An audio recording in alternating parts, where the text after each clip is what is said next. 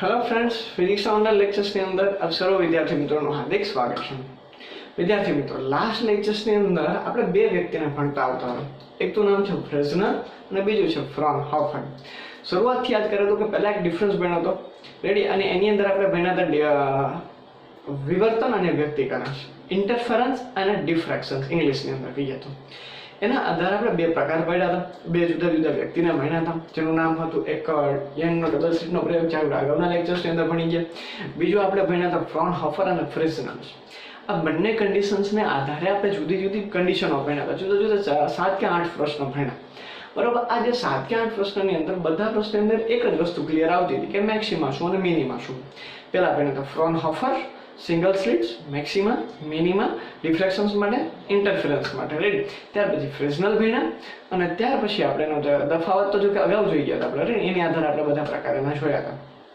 ત્યાર પછી લાસ્ટ લેક્ચર્સની અંદર આપણે ફ્રોનહોફર, ડબલ સ્લિટ માટે ઇન્ટરફરન્સ અને ડિફ્રેક્શન્સનો અભ્યાસ કર્યો. હવે આ બધા પ્રશ્નોનો ઉપયોગ કરીને આપણે જુદા જુદા હવે 4 પ્રશ્નો ભણવાના છે અને આ ચેપ્ટરને પૂરું કરવાનું છે. આ ચારે ચાર પ્રશ્નો જે છે ને એ એકદમ ઇઝી છે. એક જ થિયરીનો ઉપયોગ થાય છે, જેનું નામ છે પાયથાગોરસ, રેડી. આ પાયથાગોરસની થિયરીથી ઉપયોગ થાય છે અને છેલ્લે એક આપણે ડિફરન્સ ભણશું આપણે અત્યાર સુધી જે ભણ્યા એને. હવે આ જે બધા પ્રશ્નો જે છે એની અંદર શું આવશે તો કે એની અંદર બધી જે ફ્રિન્જીસ એટલે કે સલાખાઓ જ આવશે. આ સલાખાઓ હવે કેવી રીતે રચાય છે એ ક્યાંય ચર્ચા કરવાની છે નહીં, કારણ કે આપણે બધી ચર્ચા અગાઉ કરી ગયા. મેક્સિમા શું છે, મિનિમા શું છે, રેડી. હવે આ બધા સલાખાનો પોઈન્ટ જ પકડવાના છે.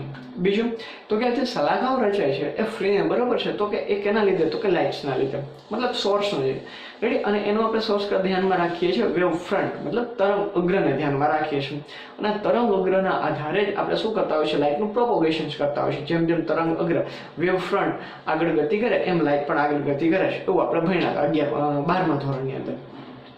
તો હવે આજનો પ્રશ્ન એવો છે કે તમારે શું ભણવાનું છે તો કે રેક્ટિલિનિયર પ્રોપોગેશન ઓફ લાઇટ, મતલબ જે રેક્ટિલિનિયર ફોર્મ જે છે લાઇટનું એ રીતે પ્રોપોગેશન કઈ રીતે થાય છે એ આપણે ભણવાનું છે. તો આની અંદર પહેલા આપણે સમજવા માટે એવું જોઈએ, એક પ્લેન જોશે. શું જોશે? એક પ્લેન. પ્લેન મતલબ ઉડી પ્લેન નહીં, સમતલની વાત થાય છે, PLAN ની વાળું. સપોઝ આ એક પ્લેન છે, હું અહીં ડ્રો કરતો જાઉં છું, આ ફિગર છે, અહીંયા લાઇટ આવતી છે બરોબર, પરફેક્ટલી નહીં દેખાય. ચાલો, આ એક પ્લેન છે. આ જે પ્લેન છે બરોબર છે, એના ઉપર આપણે લાઇટ આપાત કરી છે. સપોઝ એવું વિચારી લઈએ કે આ આખું પ્લેન છે, સમતલ છે, એના ઉપર તમે લાઇટ આપાત કરો છો તો લાઇટનો આકાર કેવો દેખાશે? ચોરસ, ત્રિકોણ, લંબચોરસ કે ગોળ? તો તમારો તરત જવાબ હશે કે ગોળ દેખાશે. કોઈ પણ લાઇટનો સોર્સ હોય ને તમે સમતલ ઉપર આપાત કરો, ટોર્ચ લાઇટ, બેટરી હોય, તો તમને આકાર કેવો દેખાશે? ગોળ દેખાશે. શું ટપકું દેખાશે? ના. બધે હરખી તીવ્રતા જોવા મળશે તો કે ના. આપણે અગાઉ ભણી ગયા કેવું જોવા મળશે તો કે જુદા જુદા તમને આવા નાના સર્કલો જોવા મળશે બધા, રેડી. આમાં શું જોવા મળશે? સર્કલો જોવા મળશે. તો એવી આકૃતિ મેં તમને દર્શાવેલી છે. આ જે બધા નાના નાના સર્કલો જોવા મળે છે, આ સર્કલોની આપણે ત્રિજ્યા ફાઇન્ડ કરવાની છે, રેડિયસ ફાઇન્ડ કરવાની છે. અને જે રેડિયસ ફાઇન્ડ કરીએ છીએ એને કહેવાય છે રેક્ટિલિનિયર પ્રોપોગેશન ઓફ લાઇટ. શું ફાઇન્ડ કરવાની છે? એની રેડિયસ. હવે જે સમતલ જે છે એમાં સપોઝ હું વચ્ચેથી અહીંયાથી એક આવું એક્સિસ ડ્રો કરી દઉં જેના સેન્ટરમાંથી પસાર થતી હોય, રેડી. આ જે બુકમાં જે આપ્યું છે ને એ રીતે મેં થિયરી લખી છે, પણ હું તમને આ રીતે નહીં સમજાવું, એકદમ ઇઝી કરીને સમજાવીશ પાયથાગોરસથી ડાયરેક્ટ, રેડી. આવી રીતે આપી છે એક્સિસ. હવે આ એક્સિસથી પરપેન્ડિક્યુલર એક પોઈન્ટ P છે, અહીંયા એક પોઈન્ટ P છે, રેડી. અને જુદા જુદા આ જે સેન્ટર પોઈન્ટ છે એને આપણે નામ આપી દઈએ O. આ જે પહેલી રેડિયસ છે R1 એનું આ પોઈન્ટ એટલે M1, આ M2, આ M3, રેડી. તો હું આ એક બીજી આકૃતિ દોરું છું. આ વચ્ચે આપણી જે સેન્ટર લાઈન ડ્રો કરી એ, અહીંયા આપણો આ પોઈન્ટ P, અહીંયા આપણું જે સેન્ટર પોઈન્ટ છે તો સેન્ટર પોઈન્ટ છે O. આ પહેલી રેડિયસ ઉપર ટચ થાય M1, તો અહીંયા ઉપર આ M1, નીચે પણ M1 હોય, કારણ કે રેડિયસ છે ઉપર M1 હોય તો નીચે M1 હોય. પછી બીજી રેડિયસ માટે M2, તો M2, તો અહીંયા M2, બરોબર છે. ત્રીજી રેડિયસ માટે M3 હોય તો અહીંયા નીચે M3, કદાચ 4 રાખો તો ઉપર M4 અને નીચે M4. તો આવી જ્યારે ઘટના થાય છે ત્યારે હવે જોવો જોઈએ બેઝિક આપણે શું ધારેલું તો કે આપણે જે મોનોક્રોમેટિક વેવ લીધો. કેવો? મોનોક્રોમેટિક. મોનોક્રોમેટિકનો મતલબ હવે તમને ખબર હોવી જોઈએ એકરંગી પ્રકાશ.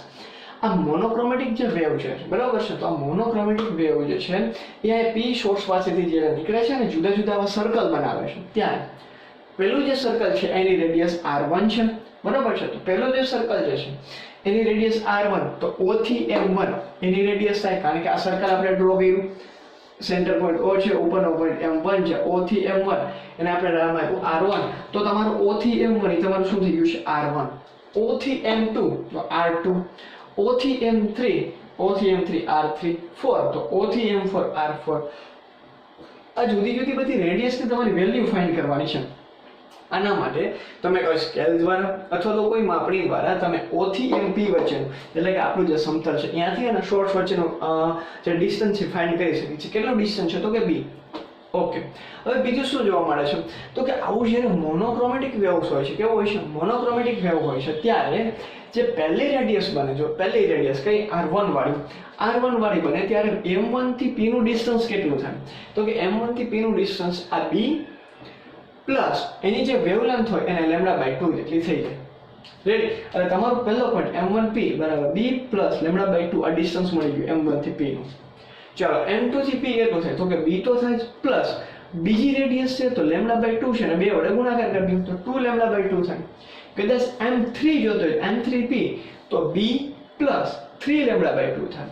4 જોતું હોય તો B પ્લસ 4 λ/2 થાય. ક્લિયર વસ્તુ? તો આવી રીતે તમને M1 M2 હવે એમ થાય સર આજ કેમ λ/2 તો યાદ રાખજો પ્રેક્ટિકલ વેલ્યુ છે, તમારે યાદ રાખવી જ પડશે. રેડી? ડાયરેક્ટ તમને હવે એમ કહો કે ભાઈ ચાલુ એક્ઝામ કે સર પ્રેક્ટિકલ કરવા દો કેટલી વેલ્યુ આવે તો એમ નહીં ચાલે, તો આને તમારે શું કરવી પડશે યાદ જ રાખવી પડશે.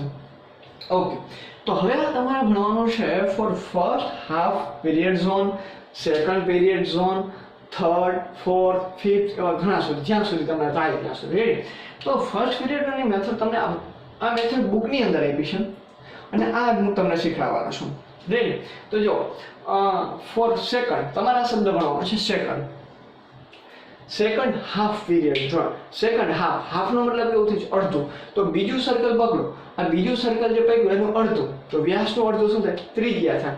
ધેટ્સ મીન્સ કે for second half period zone તમારે ત્રિજ્યા ફાઇન્ડ કરવાની છે. તો ત્રિજ્યા ફાઇન્ડ કરવી હોય કેના માટે તો કે સેકન્ડ, તો સેકન્ડ માટે કયું આપ્યું છે M2. તો આ દાખલા તરીકે આપણે આ ડ્રો કરીએ ત્રિકોણ. જોવો છે આ ત્રિકોણ ડ્રો કર્યો કયો POM2, તો કયો ત્રિકોણ છે કાટકોણ ત્રિકોણ છે, તો એના માટે કયો નિયમ લાગુ પડે તો કે પાયથાગોરસનો નિયમ લાગુ પાડી દો. પાયથાગોરસનો નિયમ શું થશે જો કર્ણ એટલે આ M2P એનો square is equal two M2O, M2O એટલે શું છે R2 એનો સ્ક્વેર પ્લસ O થી P એનો સ્ક્વેર. ચાલો ધેટ સોલ્વ થઈ ગયું. R2 ફાઇન્ડ કરવાના છે, R2 ને અહીંયા રાખ, O થી P ને આપણે ઓલી બાજુ લઈ જવાના, પણ M2P એટલે તો શું છે જો M2P 2 કેન્સલ એટલે B પ્લસ લેમ્ડા, તો અહીંયા મૂકી દીધું B પ્લસ લેમ્ડા એનો સ્ક્વેર. OP ઓલી બાજુ કીધું, OP એટલે શું છે B, એની કિંમત મૂકી દીધી B એટલે B સ્ક્વેર. ચાલો થઈ ગયું ક્લિયર.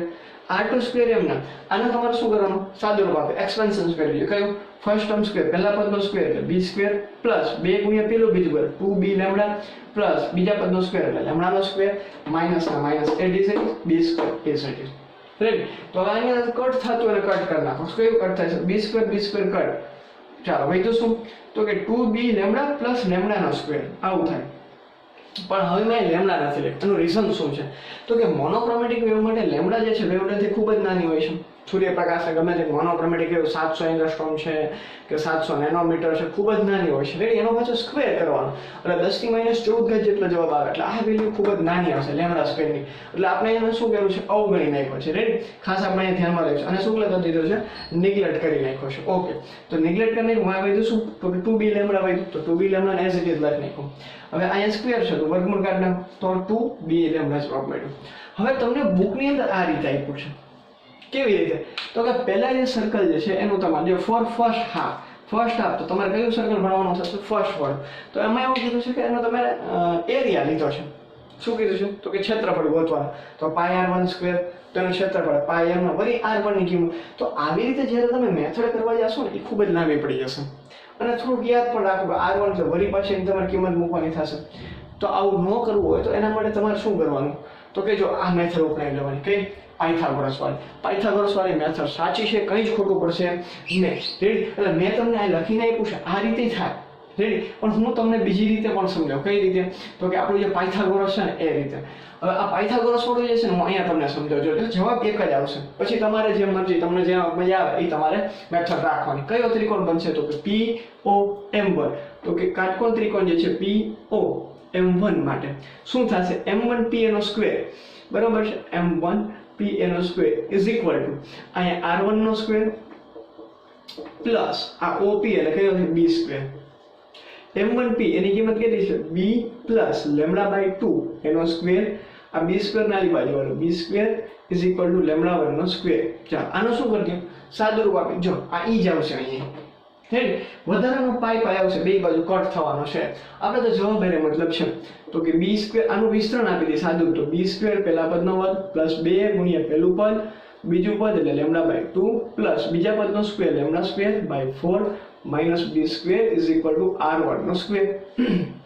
આમાં જે કટ થતું એને કટ કરી નાખ્યું કહ્યું હતું કે b સ્ક્વેર કેન્સલ આ 2 કેન્સલ y માં તો પેલા b lambda plus lambda square by 4 is equal to r1 નો સ્ક્વેર. પણ મેં હમણાં કીધું લેમ્ડા કેવો છે ખૂબ જ ઓછો અને જો લેમ્ડાની વેલ્યુ ખૂબ જ ઓછી હોય તો આપણે શું કરીએ છીએ નિગ્લેક્ટ કરી દઈએ છીએ તો r1 નો સ્ક્વેર બરાબર લેમ્ડા સોરી b લેમ્ડા વધ્યું તો r1 બરાબર અંડર રૂટ ની અંદર b લેમ્ડા જો જવાબ આન્સર તો તમારો એ જ આવશે. રેડી અહીંયા શું કર્યું છે તો અહીંયા તમારે પહેલા ક્ષેત્રફળ રાખવાનું પાઈ r સ્ક્વેર પછી r1 ની કિંમત મૂકીને મૂકતા જાવ બે બાજુથી પાઈ તો કેન્સલ થઈ જવાનું છે એટલે r1 તો ઈઝમાં એટલે આઈ થિંક આ મેથડ તમારે નથી કરવી. કઈ મેથડ કરજો આ પાયથાગોરસ વાળી મેથડ તમને કેવી પડશે એકદમ ઈઝી પડશે એટલે આપણે પાયથાગોરસ વાળી મેથડનો ઉપયોગ કરશું. રેડી બુકની અંદર આપી છે પણ એની કઈ જરૂર છે નહીં આપણે આ મેથડથી હાલશું. રેડી ચાલો r1 મળી ગયો b લેમ્ડા r2 મળી ગયો 2b લેમ્ડા. હવે વિચારો જો તમારે r3 જોતો તો કેટલા જવાબ આવે અંડર રૂટ ની અંદર 3b લેમ્ડા આવે. એવી જ રીતે 4 જોતો તો અંડર રૂટ ની અંદર 4b લેમ્ડા આવે 5 તો 5b લેમ્ડા આવે. મતલબ કે તમારે જો rn જોતો હોય તો અંડર રૂટ ની અંદર nb લેમ્ડા આવું કંઈક તમે સૂત્ર લખી શકો for n half period zone. એના માટે સૂત્ર તમારે લખવું હોય તો લખી શકો. ક્લિયર તો આ શેના માટે તો રેક્ટિલિનિયર પ્રોપગેશન ઓફ લાઇટ. તો કે રેક્ટિલિનિયર મતલબ જ્યારે કોઈ એક સોર્સ હોય એમાંથી જ્યારે મોનોક્રોમેટિક વેવ યાદ રાખજો એક રંગી પ્રકાશ જ્યારે ઉદ્ભવે અને જ્યારે આવા કોઈ સમતલ ઉપર સર્ક્યુલર શેપ બનાવે ત્યારે એની અંદર એની રેડિયસ કઈ રીતે આપી શકાય. હવે જો રેડિયસની વાત છે કે ડાયામીટર હોત બે બાજુ ગુણી નાખવાનું બે તો આ શું થઈ ગયું ડાયામીટર બરાબર 2 અંડર રૂટ ની અંદર b લેમ્ડા. ચાલો એવું તો તમને આવડે કદાચ રેડિયસમાંથી ડાયામીટર કન્વર્ટ કરે. રેડી તો આ વાત હતી રેક્ટિલિનિયર પ્રોપગેશન ઓફ લાઇટ કે જેની મદદથી તમારે મોનોક્રોમેટિક વેવ્સ ને કોઈ એક જે પ્લેન છે એના ઉપર શું કરવાના છે આપાત કરવાના છે. રેડી બરાબર કોલાઇઝ કરવાના છે અને ત્યાર પછી એની અંદર જે સર્ક્યુલર શેપ બને છે એના માટે તમારે રેડિયસ ફાઇન્ડ કરવાની છે. પણ તમને રેડિયસ ફાઇન્ડ નહીં કરવાની કે શું કીધું હશે for first half period zone તો પહેલા રેડિયસ બીજું કે સેકન્ડ હાફ તો આને ક્વેશ્ચન જ્યારે પૂછશે તેમ કહેશે કે ભાઈ થર્ડ લગી તમે આવી રીતે ફાઇન્ડ કરો ફોર્થ લગી ફાઇન્ડ કરો ફિફ્થ લગી તમને જ્યાં સુધી કે ત્યાં સુધી તમારે આવી ફિગર ડ્રો કરવાની. તો ફિગરમાં ખાસ એક ધ્યાન રાખજો આ એક બાજુ ડ્રો ન કરતા બે બાજુ હોય હો m1 આ બાજુ પણ હશે m2 નીચે હશે અને આપણે r1 જ કહેવાય અને આપણે r2 જ કહેવાય બરાબર છે. આ જે ડિસ્ટન્સ છે ને b લેમ્ડા બાય 2 જ કહેવાય અને b 2 લેમ્ડા બાય 2 જ કહેવાય બે બાજુ સેમ જ હોય.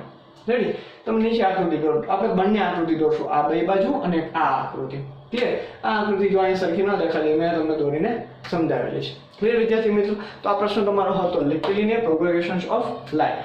નેક્સ્ટ લેક્ચર્સની અંદર આની સાથે જ રિલેટેડ એક નવો પ્રશ્ન ભણીશું. મળીએ એક નવા વિડિયો લેક્ચર્સની અંદર. ત્યાં સુધી જય હિન્દ જય ભારત.